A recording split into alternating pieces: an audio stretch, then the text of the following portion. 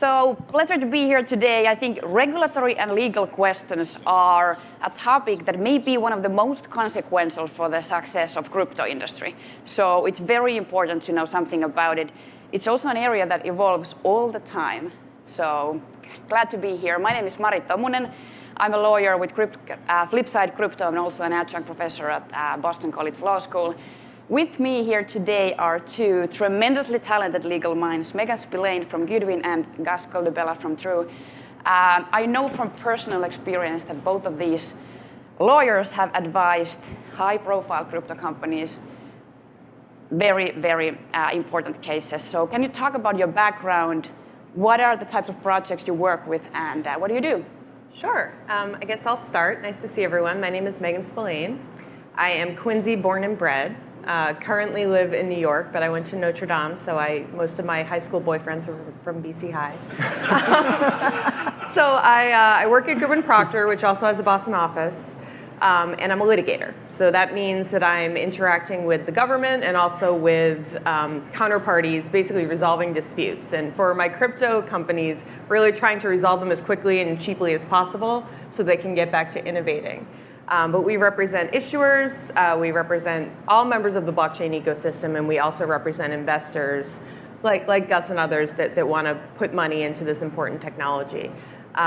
So I'm really happy to be here. Mari and I used to work together when she was at Goodwin, so this is a great reunion for us as well. And I'm happy to dive in. All right, thanks. And thanks to all of you for being here today. Ian knows that I only show up on panels when there's a smoke machine, so this is perfect. So I'm Gus Coldebella. I too was at Goodwin Proctor. We all practiced together more or less over time, but I started my career long ago in the mid-90s, and I was a securities and government investigations lawyer at Goodwin, which means when our clients got that call that nobody wants to get, you're under investigation, I would be the next call. And that provided, unfortunately, really good training for being in crypto. Because a lot of what you're going to hear today is sort of the conflicts, the borderlands between innovation in crypto and maybe the lack of innovation in regulation in the United States and around the world. So quick background on me is after Goodwin, I went to work in the federal government. I was the Deputy General Counsel and then the Acting General Counsel of the Department of Homeland Security in Washington, D.C. Back in sort of the mid-2000s. And that experience was super intense, but it caused me to really focus on those areas where new technology and regulation collide. And then when I came out of the government, I found a company based here in Boston called Circle. Circle is the issuer of the US dollar coin, which is a stable coin, which is something you're going to hear about a little bit later today. And I was lucky enough to be their chief legal officer during the time that we rolled out that product. And I haven't looked back. I've been involved in crypto since then. I was the general counsel of a fund called Paradigm, and now I'm a partner at True Ventures, which is a general tech investor. We do early stage investing. But what I like to do is help our founders, especially our crypto founders, try to navigate the uncertain and always changing environment of crypto regulatory. It does change all the time. And by the way, Gus and Meghan have agreed to take questions throughout the panel. So if you have something urgent, just raise your hand. And I think Eric will give you a microphone. We also have some time at the end if you can wait. But if you can't, just ask Eric. So evolving all the time. Just 2 weeks ago, the SEC, the Securities and Exchange Commission, sued or went after an NFT platform for issuing NFTs, Stoner Cats. So I was hoping we could talk about that action. How do we unfold this question, and what are the implications to the broader NFT industry and crypto industry for the SEC going after an NFT issuer? Because I think it was actually surprising. I would think they spent their resources going after someone else, but NFTs this time. Yeah, so I think if you're anywhere in the press, you know that the SEC has been doing regulation by enforcement for a couple of years, which means that they're not providing clear guidance. They're not telling you what the rules are, but they're definitely telling you when you break them. So they go after ICOs, they go after all kinds of tokens. But for a while, I think us in the industry thought NFTs, which are non-fungible tokens, were pretty safe on the risk spectrum, right? So a few weeks ago, they settled with another company called Impact Theory. But that was a more traditional, like almost ICO-like thing. They sold their NFTs saying you can make a lot of money. They sold their NFTs saying if we're successful, you'll be successful. And those are the kind of things that the SEC has been concerned about for a while, because they lead someone to buy them with an expectation of profits, but instead of kind of buying it for its intrinsic value. But yes, this the cats was a different thing, because basically it was, we're making this TV show, and you can buy an NFT, which will give you certain rights to watch the TV show and be involved in the TV show. And it was a TV show that had, I think, like Mila Kunis and Ashton Kutcher and others as some of the participants. So really, Hester Peirce, who's one of the commissioners of the SEC, has said, this is akin to back in the 70s when people sold toys in Star Wars to build hype and build excitement around the release of the Star Wars movies. Something that feels very, very far away from something that should be a securities transaction. But yes, they went after them, said that those NFTs were in fact securities, and they had to settle for a big fine. So Gus, were you surprised by this outcome? I was and I wasn't. I mean, I think the main thing that we have to focus on is that this regulation by enforcement concept that you talked about, Meghan, is, I mean, people might say, well, what's wrong with that? If there are rules and you break them, what's wrong with enforcement? But it's the regulation by of that phrase that's the problem. Because what people want to do when they're developing crypto technology or any technology is take risk. They want to take risk that the technology that they're building is going to be accepted by the public, that people are going to pay them for it, that they're going to hire these folks and hopefully they put them to productive work, and ultimately there's going to be an awesome world-changing product at the end of it. But what we have when we have a regime of regulation by enforcement is a kind of risk that founders aren't used to, which is, oh my God, am I going to get sued by the SEC? And the way to bring down that risk, and the reason that we all criticize regulation by enforcement, is because the SEC has another thing that it could do, which is to say, here are the rules. If you do this, if you issue an NFT, we think it's a security if you do these sorts of things. Like if you market it and you say, the value is going to go up, send me some money, I'll build a company with the money that you sent. That sounds like a security. If instead you issue an NFT and it's art, and people collect art just like they collect Star Wars cards or Rolex watches, and as a consequence of people getting excited about the thing you've made, then the price goes up and there's even a secondary market for it, the SEC could say, yeah, that's outside of our jurisdiction. That would give founders the ability to really deploy their capital in the right way and not have to hire people like us to worry about where the borderline is. That's not where we are right now. And unfortunately, after, I don't know how long we've collectively dealt with the government, but after having dealt with the government for 30 years myself, you never find an agency that voluntarily narrows the things that it can oversee. Agencies just want to expand what they can oversee. And that's what the SEC is doing now. So Congress really does have to step in and say, I'm drawing a border around what the SEC can regulate, and outside of that, maybe somebody else regulates it, or maybe outside of that, there is no federal regulation because it's an innocuous behavior. But we'll see. That's actually a great point. So if there's no hope with agencies like the SEC giving us guidance, they go after us after the fact, really our eyes turn toward Congress. What could the Congress do? There are multiple bills that are debated at this moment. Do you have a favorite bill? And what do you think would be a very good bill? How to regulate the crypto industry? Is there hope? And what is the timeline for the Congress passing something that would regulate stable coins or DeFi or token issuances? Yeah, so you guys probably all remember Schoolhouse Rock from growing up. I'm just a bill, well, I'm only a bill. So, in order for any of this stuff to work, you have to get everyone to agree, or at least a lot of people to agree, both in the House of Representatives as well as in the Senate, and then obviously going up to the president. So there's a lot of variables in play here. And some of the bills that have been introduced, and there have been like 40 bills introduced this session, and I think it's really ripe for the legislators getting involved in the wake of things like FTX and Voyager and Celsius that really got everyone's attention about things that can go wrong when you don't have regulation, when you don't have clear rules, and frankly, when you have some bad actors. But that's put a laser focus on these issues, which is a good time for the legislator to get involved because they're protecting their constituents. But in terms of favorite bills, there's a bunch on kind of both sides of the House. So I think I will talk about some of the highlights, and then Gus, I know you're going to talk about some of the perils that are existing. I don't want to be the dark cloud over this panel, but I will. So there's a bunch of legislation that is currently pending. A lot of it came out like on July 26, 27, 28, right before they closed for August. One of the things that we consider, and I think you said yesterday on your panel, to be low-hanging fruit, is there's a stablecoin bill.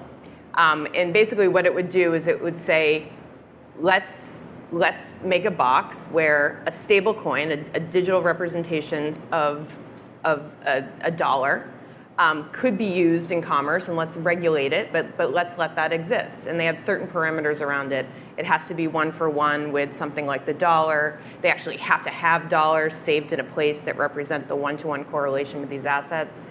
And then there would be regulation around who could issue them and under what circumstances and who could custody them. And then there'd be a regime where there was some disclosure around all these things. That seems pretty straightforward as I just described it, and it's hard to understand why there couldn't be bipartisan support for such, like just a very basic concept. We're not talking about algorithmic stablecoins, we're not talking about anything funky. But I think that there's a real concern among some members of Congress that even a bill like that could threaten the primacy of the traditional US dollar and could make our Treasury have less control over financial transactions. But I think on the flip side, if we don't get with the program and come up with some kind of bill that would allow a basic 1-to-1 fiat stablecoin to function, the rest of the world's going to leave us behind. Singapore has issued legislation. China, as you know, already has their own stablecoin.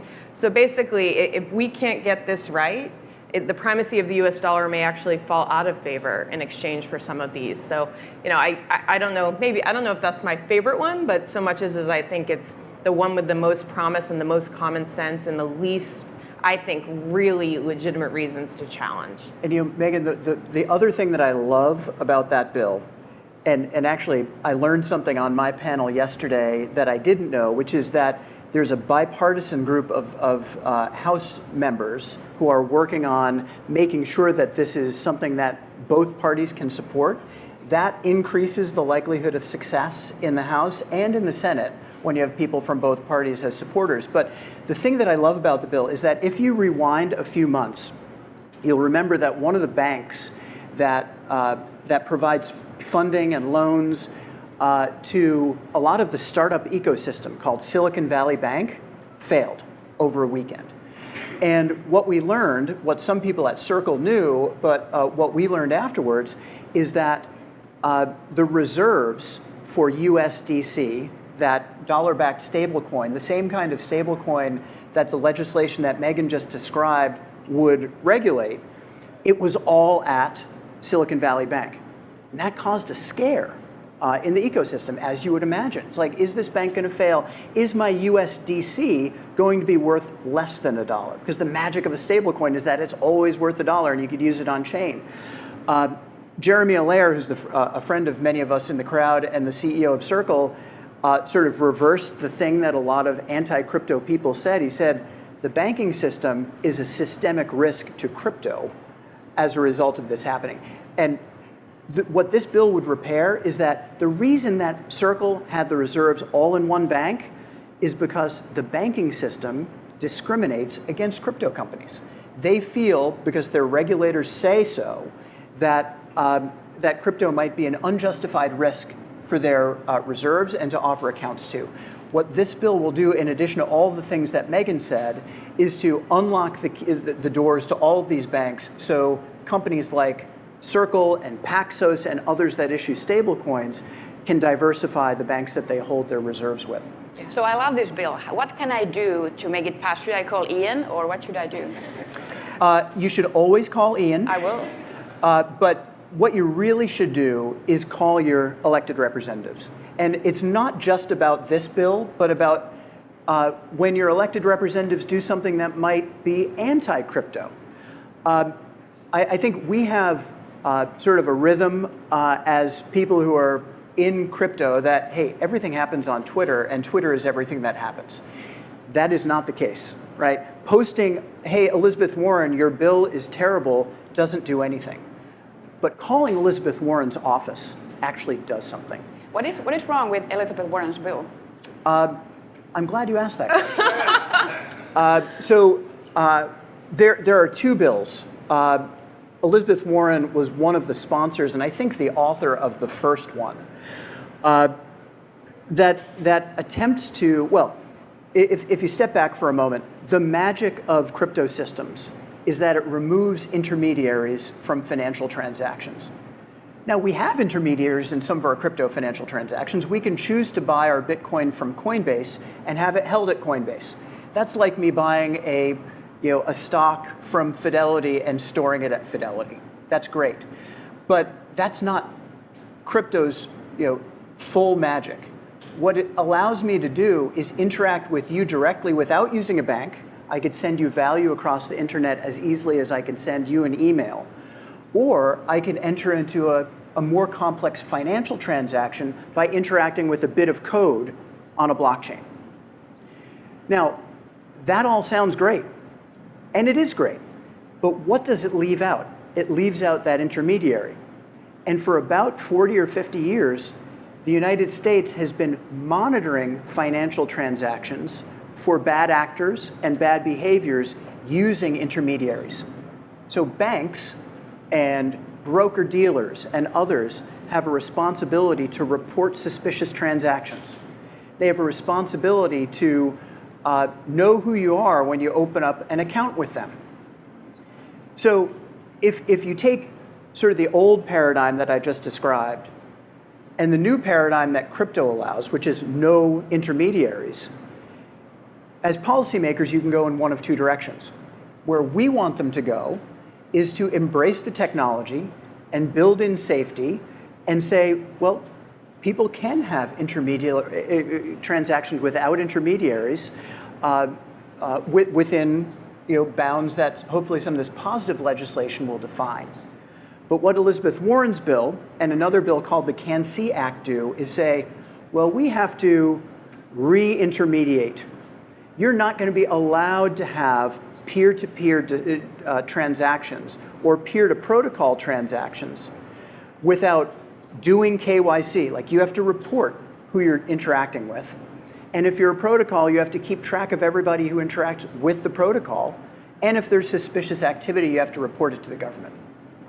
Now, you could see how that works with a bank, and you could see how it does not work with code on the internet. So the main thing that is the problem with Elizabeth Warren's bill is it's a backdoor kill shot to crypto.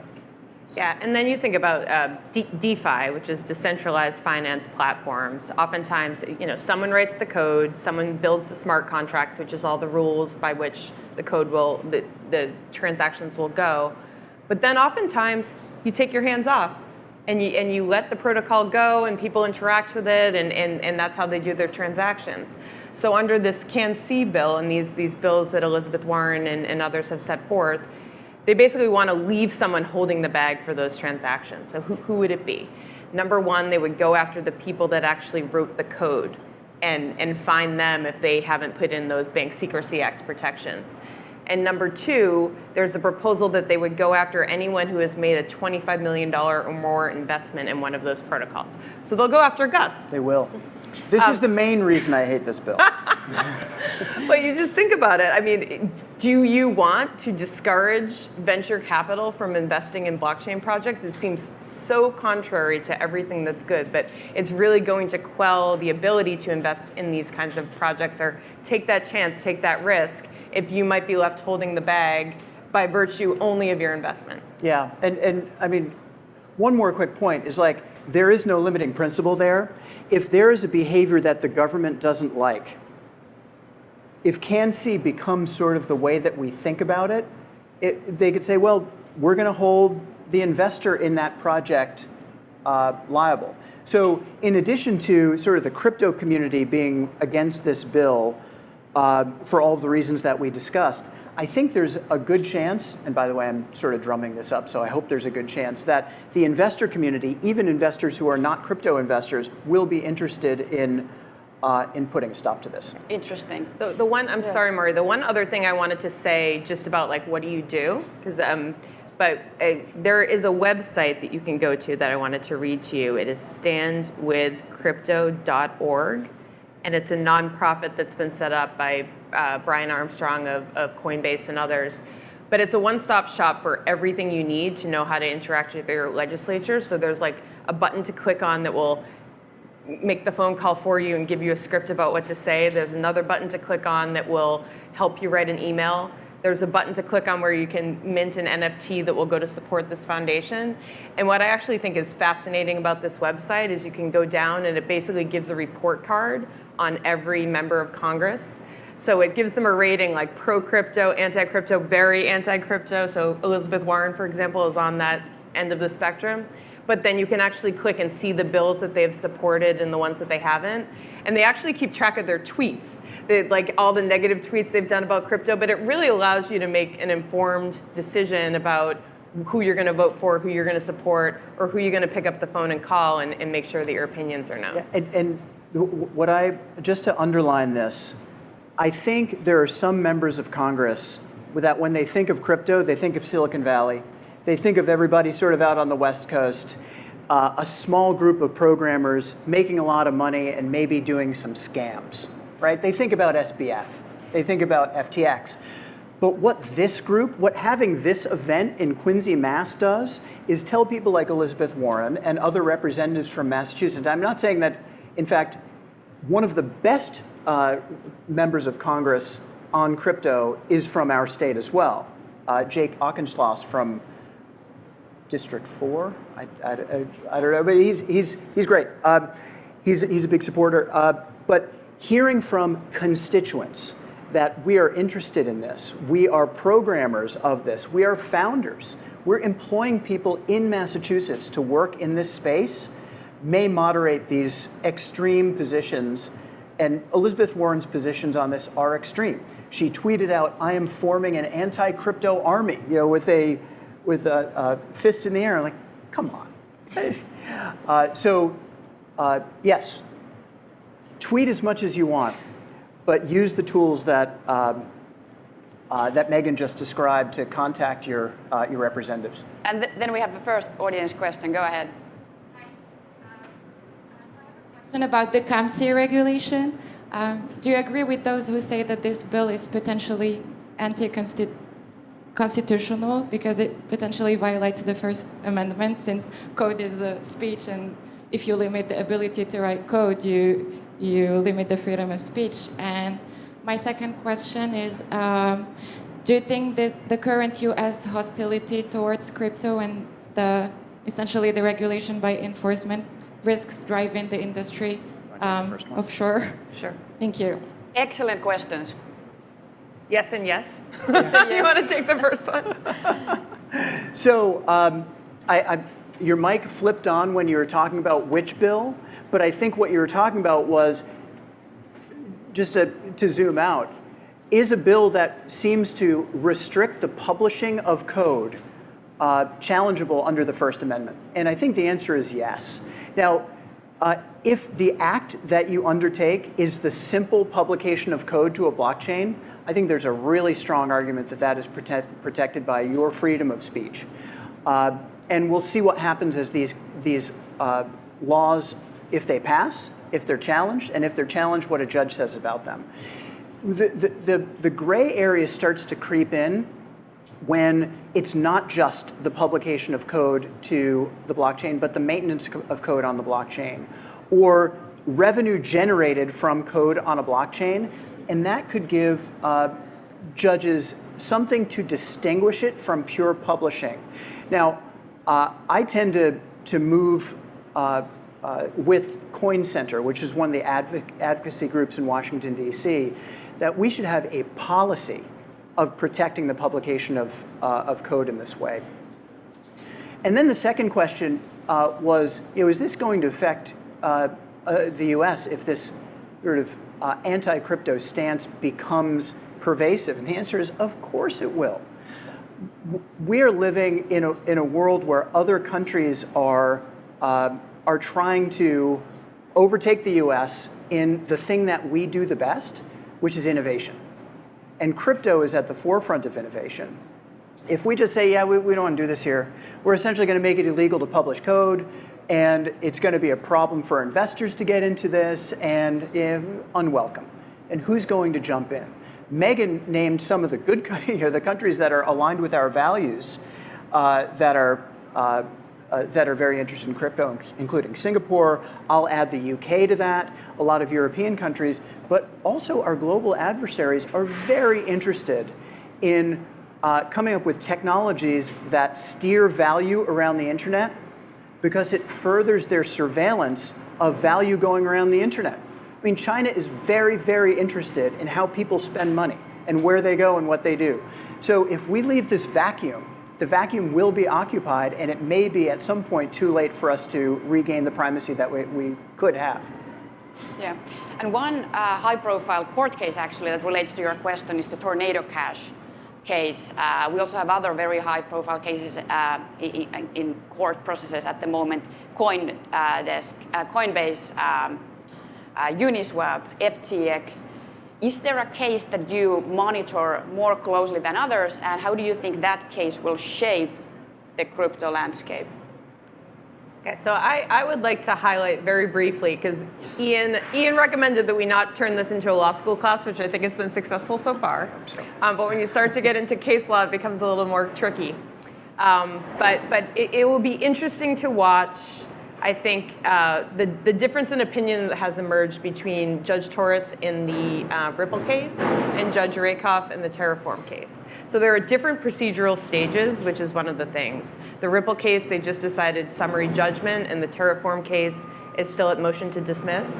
And at motion to dismiss, you afford the plaintiff more deference, and you give them more second chances, and it's like a lesser standard. But Judge Torres came out with a case in the Ripple case that basically said, let's evaluate the token as being a security, not based on the token itself, but based on the method of sale. So the idea being, if you want to establish an investment contract under the Howey test, you need an investment of money in a common enterprise with an expectation of profit based on the efforts of others. The expectation of profit and the efforts of others are always the ones that we focus on. And in Ripple, it gave the court a reason to distinguish between which ways the XRPs were sold. So investors that brought XRPs at the beginning, and they did it when the company was still forming and on the up and up, and they were told that their XRP would increase in value. Those were found to be securities, and all the investor protections were found to attach to those. For you and me buying XRP on Coinbase, the court found that there was not that same relationship. We didn't know who we were buying it from. No one had made us any promises. We couldn't have bought that token on the secondary market with an expectation of profits based on the efforts of others. So in Ripple, they kind of separated it into chunks and found that XRP in some circumstances was a security and in other circumstances was not a security. 2 weeks later, Judge Rakoff ruled on motion to dismiss in the Terraform case, which is a very different set of facts, but politely declined to follow the reasoning of his colleague. He said, let's call a spade. It doesn't matter how it was sold. Let's look at the characteristics of this particular item. So it's interesting. The Ripple case is now being appealed or the SEC is endeavoring to appeal the case. And one of the things I thought was very interesting is in their kind of application to the court to do an interlocutory appeal, they've said that there are knotty legal problems at issue here that need to be addressed. And that language is very funny because it flies directly in the face of what Chair Gensler has been saying for the past couple of years, which is, this is all straightforward. We've told you everything you need to know. It's very clear to apply. Now, all of a sudden, arising out of the same test are these knotty legal issues that need to go up through the court system.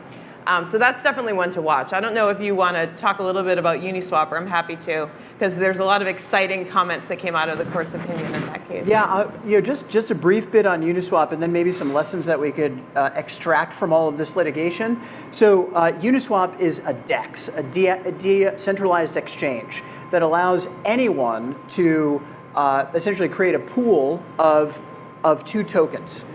And once there's a pool of 2 tokens on Uniswap, then any user with an Ethereum wallet can go buy those tokens from the pool. So some aggrieved people who bought some tokens from Uniswap and felt that they were defrauded when they bought those tokens from Uniswap, not by Uniswap, but by the people who created the tokens, brought a lawsuit against Uniswap and said, you violated the securities laws. And what the judge said in the decision on the motion to dismiss in that case was, hey, you know what? There might be a bad actor here. It's the person who issued and created that token. That person may have violated the securities laws by not registering if that token was actually a security. But what Uniswap built was code on the internet that allows anyone to do what I described before. And you can't hold responsible the person who built this infrastructure for the securities law violations or even potential securities law violations of another. And one of the comments that the judge made was especially important for all of the litigation that we're talking about, which is, she said, hey, you know what? In the absence of guidance from Congress or higher courts, I'm not going to be the first one to say that somebody who deploys software on the internet is liable under the securities laws. So that's a very significant statement. And the other cool thing about this judge is that she's also the one that's presiding over the Coinbase case. So there are now 3 SEC challenges to centralized platforms, Bittrex, Binance, and Coinbase. But having that kind of advocate who really knows her stuff, and it was clear from her opinion that she understands the technology, I think is a really exciting thing. The other comment that was made in the decision that I think kind of brings it home, and you guys, this is like a relatable example, she equated trying to hold Uniswap responsible for these scammers to trying to hold PayPal or Venmo responsible when someone decides to do a drug deal on their platform. Like, obviously, you have no idea what's going on. There's bad actors that are interacting with your software. Why should you be responsible for that drug deal that they did on Venmo? Yeah. Exactly. No reason to have higher standards for crypto just because of the technology. You have to regulate the activity, not the technology. Do we have any audience questions before my final question, which, go ahead. So I don't know too much about digital currency, but on the USDC, and because I've heard there's a lot of, I guess, rumors of cryptocurrency kind of devaluing the actual dollar. So I was wondering, when there's no intermediaries and a digital coin is being, I guess, transferred to another, where is that physical version held of the actual digital coin? It's a really good question. And I think there are 2 questions in there. One is, why doesn't having something like USDC reduce the global reserve status of the US dollar? And then, as a practical matter, where's the money, right? Okay, on the first question, because every USDC is backed by a dollar, my opinion, and I know Circle's opinion, and the opinion of everyone who thinks about it, is it actually supercharges the global reserve status of the dollar. It gives the dollar crypto powers. So if it were a token that's completely divorced from the US dollar, that became a primary currency of the world, that might be something, and I know that is something that worries some folks in Congress, but this does just the opposite. It takes US dollars, which the Fed and the US government still have control over, and puts them into the internet as a liquid form of transactional currency. That's great. What we were talking about before is where those dollars are kept. So they're kept at banks.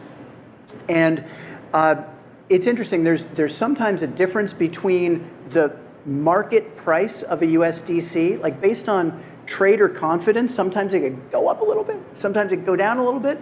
But the important aspect of USDC and other dollar-backed stablecoins is if you go to the issuer with your digital token and say, I would like my dollar back, that they'll give your dollar back. I think we are out of time, but do you have a quick question? Okay, if it's very quick, we have like 10 seconds for it. Do you think the crypto industry can hold off the SEC with the major questions doctrine? Yes. I think, the major questions doctrine is something that the Supreme Court has shined a light on in decisions over the last 3 or 4 years, which essentially says a regulatory agency needs express authorization from Congress if it's going to regulate an important area of the economy. I don't want the industry to over-rotate on the major questions doctrine in crypto, though I think it can be helpful, because you have to remember that the SEC's authority comes from the Securities Act of 1933 and the Securities Exchange Act of 1934, which were designed to be extraordinarily broad. So the SEC can argue, we actually do have authority in this area, but watch this space, because every plaintiff, every defendant in cases that the SEC brings will be raising major questions doctrine arguments. Yes. Thank you, Gus. Thank you, Meghan. Thank you, audience. Very nice to be here today. All right.